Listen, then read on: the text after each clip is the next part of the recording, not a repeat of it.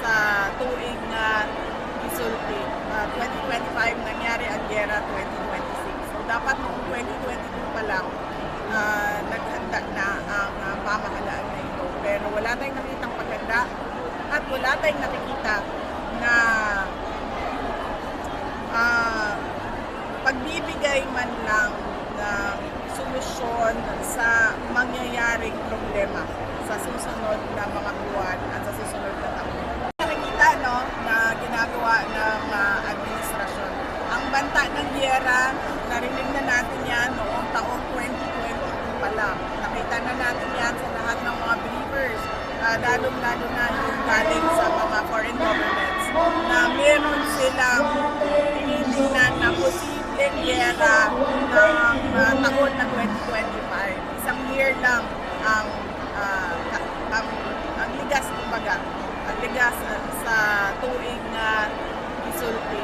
2025 nangyari ang giyera 2026. So dapat noong 2022 pa lang naghanda na ang pamahalaan na ito. Pero wala tayong nakitang paganda at wala tayong nakikita na pagbibigay man lang ng solusyon sa mangyayaring problema sa susunod na mga buwan at sa susunod na taon. Nakikita na ginagawa ng administrasyon. Ang banta ng giyera, narinig na natin yan noong taong 2022 pa lang. Nakita na natin yan sa lahat ng mga believers, lalong-lalo na yung galing sa mga foreign governments, na meron silang tinitingnan na posibleng giyera ng taon na 2025. Isang year lang ang ligas, kumbaga, ang ligas sa tuig na isulti.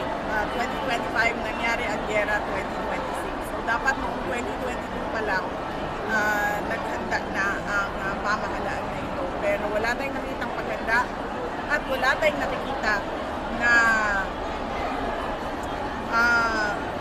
pagbibigay man lang ng solusyon sa